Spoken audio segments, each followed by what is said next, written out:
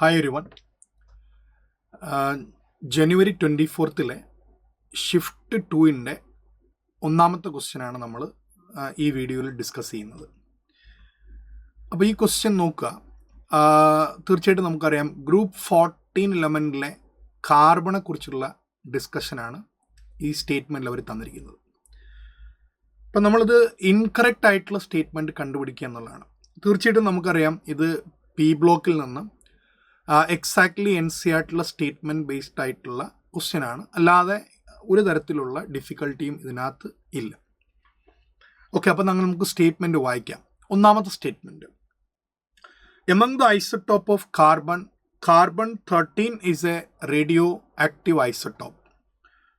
നമ്മൾ പഠിച്ചിട്ടുള്ളത് carbon 3 isotopes എന്നാണ്, അതായത് carbon 12, similarly carbon 13 and carbon 14. അപ്പോൾ ഇതിൽ റേഡിയോ ആക്റ്റീവ് ആയിട്ടുള്ളത് ആരാണെന്നാണ്. തീർച്ചയായിട്ടും carbon 14 is radio active.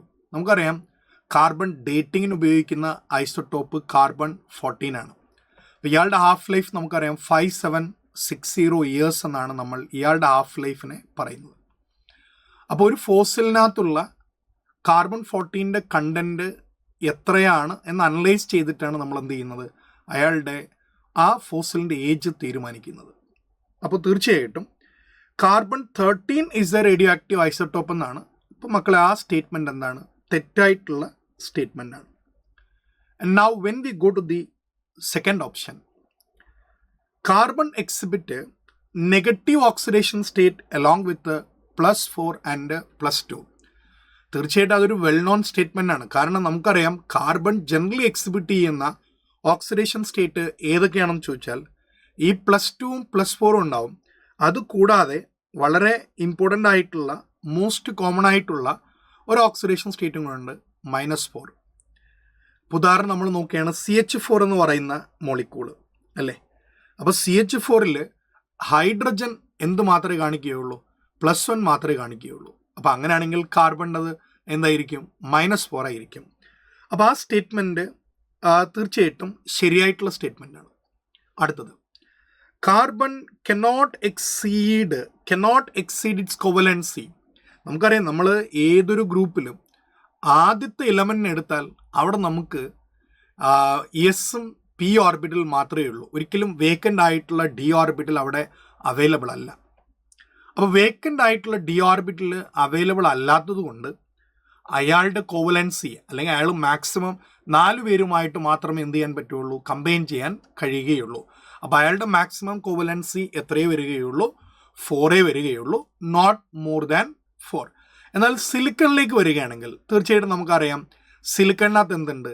Vacant ആയിട്ടുള്ള ഓർബിറ്റൽസ് ഉണ്ട്, ഡി ഓർബിറ്റൽസ് ഉണ്ട്. അപ്പോൾ അതുകൊണ്ട് അയാളുടെ കോവലൻസി എന്തിനപ്പുറത്തേക്ക് കൊണ്ടുപോകാം? 4-നപ്പുറത്തേക്ക് കൊണ്ടുപോകാം. തീർച്ചയായിട്ടും നമുക്കറിയാം ഇത് കാർബണിൻ്റെ മാത്രമായിട്ടുള്ളൊരു പ്രത്യേകതയല്ല. നമ്മൾ ഏതൊരു ഗ്രൂപ്പിലും ആദ്യത്തെ എലമെൻറ്റിനെ എടുത്താൽ അയാളുടെ കോവലൻസി എത്രയേ വരികയുള്ളൂ? മാക്സിമം 4 വരികയുള്ളൂ.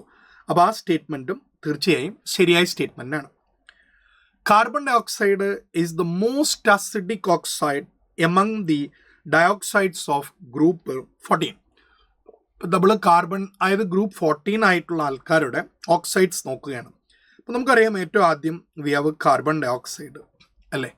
And next we have silicon dioxide, next we have germanium oxide. ഈ 3 ആൾക്കാരും എന്താണ്? അസിഡിക് ആയിട്ടുള്ള ഓക്സൈഡ്സ് ആണ്. എന്നാൽ ഇനി നമുക്ക് താഴെയുള്ള SnO2 അല്ലെങ്കിൽ when we talk about PbO2, അവർ രണ്ടുപേരുടെയും ക്യാരക്ടർ എന്താണെന്ന് ചോദിച്ചാൽ ആംഫോട്ടറിക് ആണ്. തീർച്ചയായിട്ടും നമുക്കറിയാം താഴേക്ക് വരുമ്പോൾ മെറ്റാലിക് ക്യാരക്ടർ കൂടുകയാണ്. മെറ്റാലിക് ക്യാരക്ടർ കൂടുകയാണെങ്കിൽ തീർച്ചയായിട്ടും അയാളുടെ അസിഡിക് ക്യാരക്ടർ കുറയും, ബേസിക് ക്യാരക്ടർ കൂടും.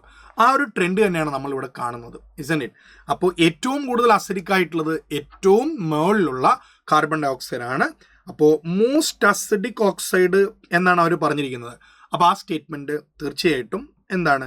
ശരിയായിട്ടുള്ളൊരു സ്റ്റേറ്റ്മെൻ്റ് ആണ്. ഓക്കെ, അപ്പോൾ നമ്മോട് ചോദിച്ചത് ഇൻകറക്റ്റ് ആയിട്ടുള്ള ഓപ്ഷൻ ഏതെന്നാണ്. അപ്പോൾ തീർച്ചയായിട്ടും നമ്മൾ ആൻസർ എന്ത് തന്നെയാണ്? ഓപ്ഷൻ 1 തന്നെയാണ്.